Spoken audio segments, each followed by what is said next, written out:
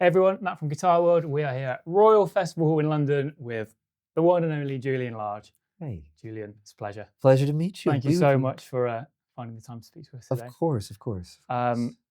I've been a bit stumped because I was going to ask you about your Telecaster as my first Yeah, question, but yeah. you've just told me you don't have it. What have you They're got here all, then? all guitars are pretty much the same, though. Okay, yeah. So, yeah, this is a 1964 Epiphone Sheraton, um, and I've known that these were really cool for a while, and though they share a lot of similarities to other guitars, 335 style guitars or 355s, they, in my experience, do have a distinct temperament of their own. My friend back home, Robbie Lee, he gave me one of these Epiphone mini humbuckers to put in a Telecaster, and I tried that for about a week, and I loved it. But Mhm. there's some limitations to how that particular Tele responded to that particular pickup. So then I zoomed out. I thought, well, just go to the source. You Yeah. know, if I like the pickup, I'll probably like the guitar. So what sort of, I mean, does the sound bring out different elements of your playing, do you find, or is it just kind of like a tonal thing you play?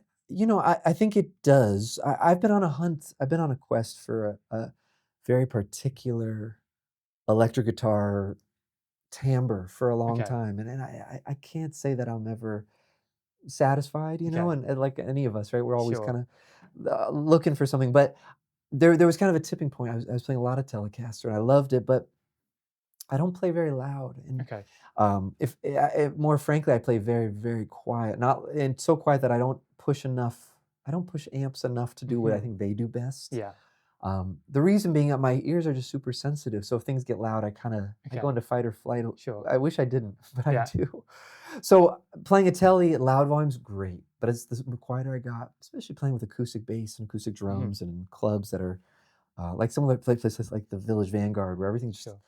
is so amplified by the room.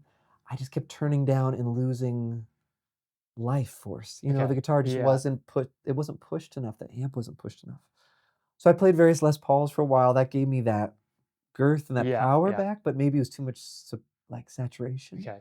Um, I played a 355 for a little while, around the same era, um, and that was great. But maybe too, that guitar wanted to be loud. Like it sounded Yeah. loud even at a whisper. It just had Sure. this mid-range thing. So doing the you know calculations, I found myself coming to a mini humbucker check, Yeah. something slightly hollow. Hmm. That's probably not a bad thing. Sure.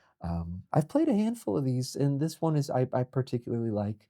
It's kind of piano-esque, Sure. very even Yeah. across the board, not too bright, not too dark. Mhm. That would be what I'd be looking for, whether it was a Tele or an Epiphone or a new build guitar, Yeah. anything. Just like orchestral and balanced. Nice. It sounds like you've been on like a bit of a quest then. Can you Yeah, think back to what your first ever guitar was? Like, what was the one that sure. kind of got you started on I this played a Strat. this Absolutely. journey? Yeah, Okay. yeah, Cool. Strat. My parents got me a Stratocaster, and it was great. I wasn't thinking about these kind of things then. Sure. Yeah. I Yeah. certainly wasn't. And then I played, from my father played a Tele, I played a Strat. I heard a Yeah, wicked story about it. Didn't you yeah, yeah. relic a telly with your dad by Yeah, yeah. Oh, trying on a that was cover? all his Yeah. brilliance. I Yeah. know, and he was so ahead of the curve before anyone Yeah. was doing Nice. that. You take it and hit it against the curve, Was it and like a Fender telly reissue, or it was it must just have a? been. It must have been Yeah. something like that. But rather simple guitar. Sure. Not a ton of finish on it or anything to Hmm. begin with. But Do you still have it?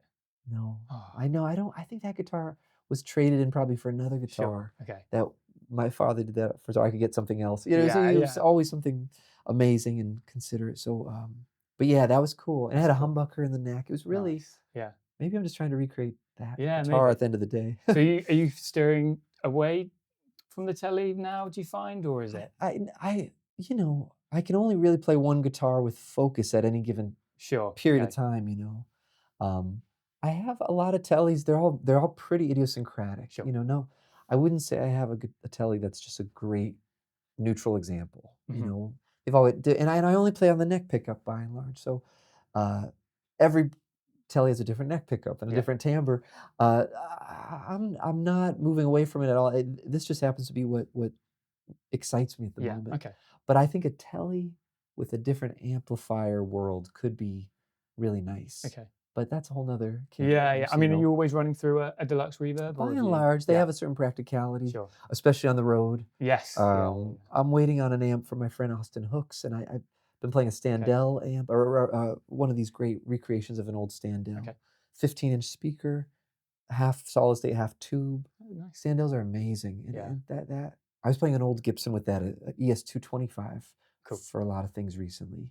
But yeah, it's all kind of the Yeah. And are same. you It's are just you straight into the amp, or have you got a I've pedal got pedals, board? but they're not Doing too much to not doing too tone. much. It's Okay. tuner, reverb, All you need. EQ, and Yeah, that yeah. depend All really the deals with the basics. room. Yeah. I use one of Austin Hooks' preamp pedals, I believe he calls it, um, which is a bit of a mystery pedal. You plug in and there's no knobs, there's no on or off, but Right. my understanding is it sends a significant boost to the amp, Okay. and it does something that's very healthy for Fender amps. It kind of gets you over the hump of Mhm.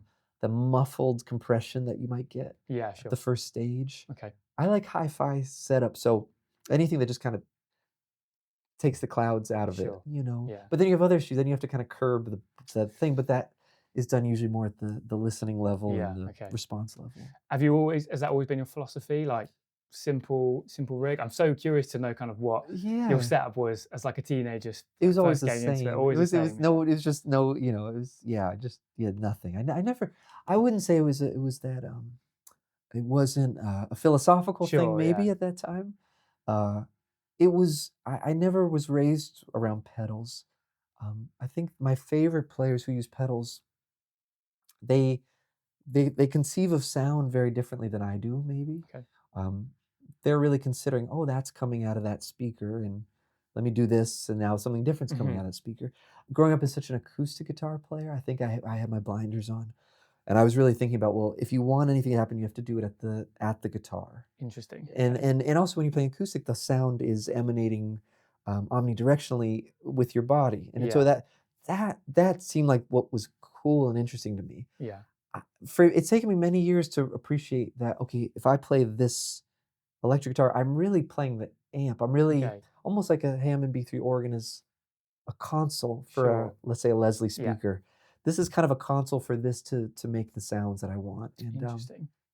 but it's a bit disembodied for me Yeah. compared Okay. to, and again, the volume is the thing. If I played louder where suddenly I'm at a volume where the whole room is kind of resonating, I Mhm. probably would feel more like an acoustic guitar Okay. player. Yeah. But I don't. So I have so much respect for pedals. I don't feel like I'm at the level where I know what to do with Yeah. it. I guess it puts more emphasis on the playing, like you say, and like the differences have got to come from what you're doing. Yeah, Yeah. but even then, I think sometimes you're right. And I think there's a thing that one of the challenges of being an acoustic musician is that you have to not get too uh I guess, attached to your sense of physicality. Okay. So if you want more sound, you play harder. Hmm. It's very seductive. Sure. But it doesn't change the fact that if you want more sound or something to hit, maybe it's really about where you place it in the beat Okay. or your intonation.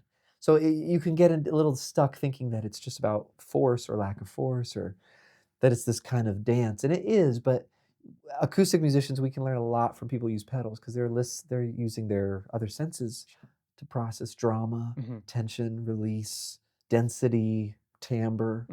and you Yeah. don't need Sure. to Yeah. work that hard physically to if anything, working hard kind of clouds your judgment of, Okay. "Was that bright or did it just feel bright in my body?" Yeah. Okay. You can get very easily disoriented. Yeah. So I learned a lot from electric players. That's cool. Who were the kind of players that you were listening to growing up, kind of that inspired this approach that you've kind of? Well, I was, Jim Hall was the guy I listened to the Okay. most and was fortunate to be around a lot. And, Charlie Christian and Hmm. George Barnes, John Abercrombie, Ralph Towner, Matheny, of Sure. course. Um, uh, Are there any like underrated players who you think that should get a bit more credit than well, they maybe you've been given? it's funny because I guess I'm in such a bubble. I'm around people who love all the same Sure. stuff, Yeah. so Yeah. we all love, you talk about Charlie Christian and that's kind of, that's the ultimate, Yeah. Okay. Um, Eddie Lang, Nick Lucas, I mentioned George Barnes, kind Yeah. of the earliest example of electric guitar playing, Mundell Lowe, Eddie Duran. There's so many people that my community of friends and I, we just were obsessed with, Yeah.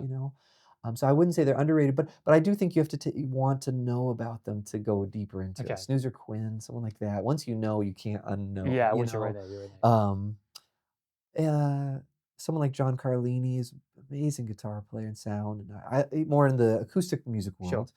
Um, and then you have people like John Martin and Paul Hmm. Brady, and you probably hear that's more known. And where I grew up, that was more of an exception to the rule. Yeah. but they're gods, you know. Yeah.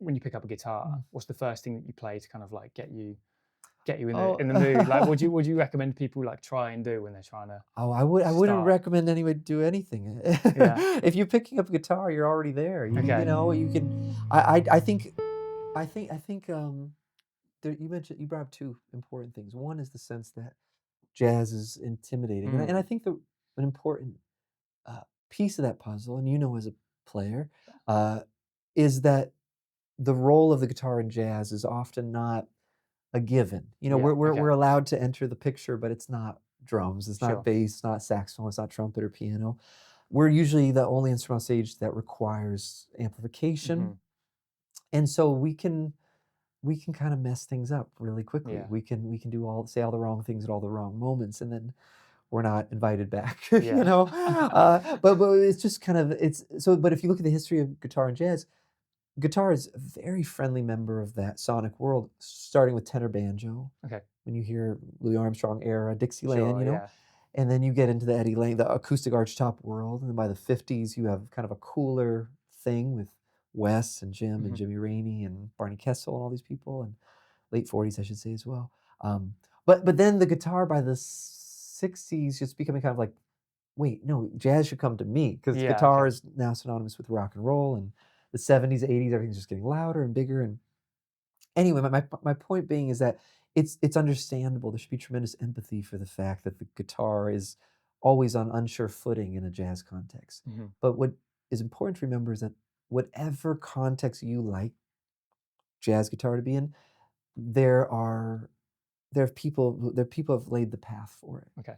So I think when I come to jazz, it doesn't seem terribly. It's not intimidating to me because I grew up Sure. with listening to people who, someone like Jim Hall had such a clear and sensitive disposition. There was no barrier to entry. Yeah. Just Okay. about kind of beautiful sounds and harmony and storytelling and humor and all that seemed actually very fun and inviting. It wasn't like behind some wall of knowledge. You have to Yeah. know all Sure. these things. That's a little more of the academic distillation of Yeah. things. So that's one. Two, you asked me what I do if I could come to a guitar. I'm always kind of fascinated by resonance and legato and also staccato.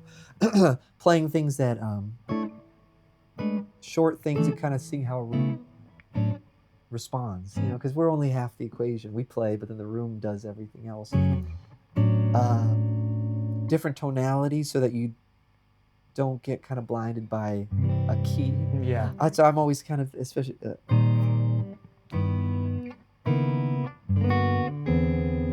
not no direction, just kind of, oh, that has this thing in this room in this moment, and it's kind of a survey. You're just kind of, Yeah. excuse me, taking stock of Okay. what's behaving, how, and then from there it can go into anything really. Yeah. Because I guess the next step is then developing this feel and this like melodic sensibility. Well, sure. I mean, I think all of us possess that apart from the instrument, or I should say, I believe it's possible that all of us possess it. I think there's a notion sometimes that melodicism or lyricism is kind of a separate thing, Yeah. or it's not a jazz, belief system, but Sure. it is. It Yeah. is. If you ever heard Lester Young or Ben Webster or Coleman Hawkins or Teddy Wilson or anybody, it's or even Charlie Christian for that matter, melody and phrasing is like the whole Yeah. thing. Louis Armstrong, oh my God, it's the whole thing. So if there's like a roadblock that makes, like you're talking about this like developmental thing, you come to the instrument, you go on to the next level of melodicism, then you go on to harmony, I presume, or forms and songs. I think anytime as students, if we're confronted with absolute anything, like this is the path, it's probably a good time to question it. Yeah. Not that you won't come to the same conclusion. I've seen a lot of players coming to jazz, for example, who they have a strong belief that it's about playing over changes, because that was because they came from maybe a blues world or a rock world, and playing over changes was the one thing that jazz had, that those the 2-5-1s. Yeah, exactly. Yeah. And that's a very treacherous path, because though that is true, that you'll come across that in your journey, it's hardly the most interesting thing about it. Interesting, yeah. I would say it's almost like saying if you're into cars, you'll love steering wheels. Right. It's like, well, I'm not going to say you shouldn't have a wheel on the car, but it's not the thing that I get excited about. Maybe of better use would be to find recordings of jazz that you love, not jazz that you like or you think you should like. But, I grew up hearing, I'm a student of this, and I want to hear the things I don't like as much as the things I do, to say, why don't I like it? Yeah. Why do I love this? But suppose you're confronted with 10 things in one recording, you go, I don't know, there's just something about that one thing that I think is great. Yeah. I think you have permission to ignore the rest and just say, I just want to play along with that record. Yeah. So maybe the next step for me, and I do this a lot, is I'll put on recordings of my favorite albums and just play with them and kind of get a sense of, okay, I'll accompany the soloist, or I'll play a solo at the same time, or I'll just make sounds to kind of add texture, whatever it is. And it's fun, because if I did that same process with something I just liked, I don't think I would see the value in it. But it's same with any kind of music. If you love it, no one's going to stop you. Yeah. Embedded in that will be probably 2-5-1s. Sure. Tonal issues, other considerations. So make sure you have a good thing that you're in love with, and the rest follows, I do believe. Yeah. You said you listen to a lot of your favorite albums. Are there any kind of up and coming or younger players who are kind of emerging onto the scene that you're kind of taken by? I'm sure there are. I'm confused about my age at this. I know I'm getting older, and I still feel young, and in my I think of everyone's young, Right. So I know for a fact, as someone who's not directly interfacing with social media, I don't know. I don't know a lot. I mean, so much of it is social media these days. I think there's a lot of that, and I'll be the first to say that I'm blind to it. My interaction is very specific. Having said that, I've taught students at different points, in music schools or colleges or whatever, privately, and I think everyone's amazing. Yeah. I think everyone's amazing. I've never heard a guitar player I didn't think, like, I would never have thought to do that. How cool. Thanks for that perspective. So it's my genuine answer. I think anyone who's doing anything or thinking about this is just great. Yeah. And I'm excited to meet all these people in person, but I got a lot to learn. Yeah. I mean, because I spoke to Jacob Collier a few months ago, and he told me about the time that you tried playing his 5-string. Oh yeah. And he said that he'd never heard anything like it. He was completely blown away. Like, what was... I didn't know what I was doing. That's why. He said, That's very sweet of him. Yeah, I what was that like playing? I mean, well, it was cool, because like I've never been one to really play with tunings or drop D. So I have a rather, I don't want to say fixed, but I'm not someone who's around, going for a note and going, wow, on this tuning it's over. It's not that. So it caught me off guard in a really fun way. Yeah. I was like, first of all, I don't know what anything is, so I'll just play, and you don't have to know where things are to make sound or music, and I think that was what I thought was so fun. Someone like Jacob knows exactly what to do and how to utilize it, and it's brilliant. Yeah. I'm on the other end of the spectrum, where my ignorance is just, well, it's a sound. I've got no expertise to bring to the table. And you're dealing with timbre, rhythm, proportions. It's all the same stuff. You just don't have your usual guidelines. Yeah, sure. Mind you, I played solo with it. I think if I were trying to play with someone else, interesting. I would have thrown up the white flag and said, Okay. I don't even know what key that is. But when you're alone, I remember Nils Klein saying that once too. Even how we tune our guitars, it's really a mechanism of group playing. Yeah. but no one should feel obliged to do anything. If you can by yourself make a cool sound, 4 strings, 5 strings, 6 strings, Yeah. 7 strings, in any tuning, it's working for Yeah. you. You know, you listen to Sonic Youth or something, you think about their tunings. Yeah, It's it's crazy. amazing. Yeah. Beautiful tunings that are not no one else understands but them, but that's theirs, and they did it as a band. I mean, Yeah. God, that's remarkable. All to say I had it easy. I just Yeah. played alone in a room with a really Yeah, cool yeah. guitar. I another player that you crossed paths with recently was Derek Trucks. Yeah, How was yeah. that? I mean, It's the clip great. of you two playing is really cool. That What was was that experience like? How did that that was come about? it was, our friend Mike Elizondo, Okay. who was a masterful bass player and producer. He produced Tedeschi Trucks' new record, and they've known each other for years. Mike was in New York for the release of that album, Mhm. and he was at the Beacon with Nels, Klein, and Derek, and just text, can you be here Friday? I said, well, Mm. sure. I happen to be home. He said, okay, get down here. We'll play a song. It was very casual and convenient. Yeah. Like everybody else on planet Earth, I think Derek's just the best. Yeah. He's Killer such a player. gift Yeah. to the universe, and so is Susan, Mhm. and she's just phenomenal. And their whole band is just great. So, yeah, that was a very quick. It was over Mhm. before I knew it. I showed Yeah. up, I plugged in, it was over, I went home, Yeah. and then I saw a video, and I thought, oh, I'm glad I didn't dream it. Yeah. They're so cool. I had a wonderful time. But it's a testament to the guitar as a very friendly instrument. Yeah. It doesn't the genre thing isn't really a thing. When you're with like-minded musicians like that, Yeah. and they have such a strong field that they kind of just pull you into Yeah. it. It's an interesting point because I read so many interviews and I do a lot of interviews, and Yeah. everyone I speak to cites you as an inspiration. Oh, that's And I read an very sweet. interview with Miles Kennedy and Mark Tremonti, Oh, far both of out. whom said you were one of their biggest inspirations. That's very sweet. How does that Oh, make you feel when you hear that players like on a heavier kind of metal rock side I listen very to proud. you and you know That's are very learning from it? I'm very humbled by it. I mean, they're that's I find it hard to believe on one level, not because I don't think of myself as like I said before, I'm kind of in a Sure. bubble. I'm very lucky. I do what I do, but I'm touched by it, and I think that's very sweet. If anything I'm doing is meaningful to them, that's great. Mm. They're monsters. Yeah. I will say though. Uh, I recognize that our community is a good one, Yeah. and there's a sense of camaraderie, and if someone's carving a path out or pursuing something, that person's discoveries are available to everybody else. Yeah. So I'm aware at this point that anything I'm kind of exploring is all the research is there for everybody else Sure. because I do it too. Mhm. I got the other night I was like, well, I want to know everyone who played a Pine Telecaster, Yeah. and so I'm learning from all these people's experiments, and Yeah. whether I don't care if they still play it or whatever. I just want to see documentation that they did, Yeah. and so we kind of all, as Jim Hall used to make it feel like, we all kind of work for the same company, we all have different branches that we're in charge of, or Yeah. so I guess that part makes me feel like it's. I get it because I Yeah. feel that way with them too. Yeah. I go, wow, these guys are amazing. Are there any other like heavier players that you listen to and you're like, it's pretty cool?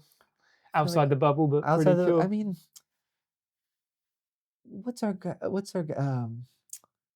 Little Barry? Oh yeah. Barry Cadigan. Yeah, he's Yeah. amazing. Yeah. Again, I'm not. Everyone knows that. I'm sure who knows him, but he was someone who I think of as a heavier player in the sense that he's doing all the things I say I Yeah, wish I he's got could it. do. He's Sure. pushing amps. He's getting sound. He's using phrasing and touch in a beautiful way, and I'm just Yeah. like, And there's everybody. Guthrie's always amazing. Guthrie Govan and Yeah. Paul Gilbert. All those guys are. Everyone's amazing. Tosin's amazing. Everyone's kind of doing it. Tosin's another one who cited you as their Really, influence as well. Yeah. it's Yeah. amazing. It's there's not that many of us. Yeah. We stick together. Ah, There's someone else, and I'll remember it probably right as soon as we're done with this interview, Yeah. who knocked me out. Who was, I'm still just dealing with Jeff Beck. Just trying to Yeah, really yeah, understand sure. what's going. And that's a Oh, lot. we So, all, yeah. but yeah, exactly. Yeah. But that's really cool. I start with the telly. I'm going to end with the telly Yeah, as well. yeah. I'm so curious because you mentioned all these players who you listened to growing up. Yeah. And the Telecaster is quite Mm. an obscure guitar Mhm. for the jazz Mhm. scene, I guess. Mhm. Did you ever get any like flack from anyone for playing a telly, or was there anyone who kind of raised their eyebrows a bit and said you should be playing something a Not bit really. different? No, No. tellies are funny though, Yeah. because anyone who I think might be um, anyone who mightn't know enough to know, oh, a Tele is a deviation. Mm. They're probably also aware that there was this early period of electric guitar, like really early Tele. So, Oscar Moore playing a Telecaster, and he was in Nat King Cole's group, or Jimmy Bryant being kind of one of the main players with Speedy West. That sound, that timbre of guitar is really just a part of the fabric of older music. And so I think there's something very old-fashioned about a Telecaster in the right context. Now, a Tele can be used however you want. In a jazz context, it can be, you have Mike Stern, you have Ed Bickert, you have Lauren Lofsky, you have Bill Frisell, you have all these, and none of them sound like each other, really. So to that end, I think I never felt any direct weirdness around it, because anyone who was cared about enough noticed that the timbral kind of world I was in was very synonymous with the classic thing. Sure. Yeah. A lot of times the older jazz neck pickup players, or something like Jimmy Bryant playing, what we call a Blackguard Tele with the neck pickup through some tweed amp. I mean, that's not that dissimilar from the way archtop sounded at the time. There was just a little less extraneous stuff that kind of got cut out of it, which was kind of Leo Fender's thing, right? Yeah. Like, get out anything that's going to cause feedback or issues and just give a pure sound. Healthy bass, healthy high end, kind of a scooped mid. So yeah, but all guitars have Teles in their sonic profile. Yeah. They just also have other stuff too. Yeah, sure. So this is an example of something that has just a little some other stuff that a Tele might not do. Yeah. And also you got your Les Paul that you got from Christopher Guest as well. Great guitar. Yeah. See, that's another cool story. It's a cool story. That was How did you get that one? Was it just a gift, right? It was a very, very, very, very generous gift. Yeah, gold top Les Paul from 1955, and Chris is a dear friend of mine and my wife's, and so I had played that guitar at his house, and it's immediately, we were playing through Princeton. It was kind of like, that might be the best sound, like neck pickup, this volume, quiet, a little bit of reverb, and then yeah, very graciously, beyond my wildest dreams, said, it's yours, you go play it, and that's a guitar that I come back to a lot because it has everything. It's got more power than I'm accustomed to. So I'll often use it as a touchstone. I'll go home and play it for a few days. And go, oh, because you have to, those guitars really light, and you get the most rewards. And then I'll go play. I'll either continue playing that guitar or go to another guitar, but keep that Les Paul touch. Yeah. It's phenomenal. I'm currently playing with different string I think I have to. Interesting. Yeah, I think that guitar might benefit from something. I don't know, maybe Tomastic, something that's a little softer core but a higher gauge. Okay. I'm always playing with that kind of stuff, but even though I played the Dario for everything, I'm still, even with, they can make different sets, and I'll try those on different guitars. So flat wounds as well, right? Is that your well, thing, I've or are always you done. experimenting? I'm experimenting. Yeah. I'm experimenting. Maybe half flats, or something burnished, or something in between. Okay. Maybe not the same brand or set on the guitar. Maybe something different for these versus that. Yeah. Yeah. I need to do some work in figure, because I think there's a thing that I think that guitar with 10 sounds amazing. Yeah. Okay. Especially in the low end, but maybe 12s in the high end, like two different sets. Okay. Yeah. Cool. It's getting close to stage time for you, so we'll wrap it up. But that's okay. Thanks again. It's lovely to so speak with you. Thanks for the considerate questions. Yeah. No, I appreciate it, man. Yeah. Awesome.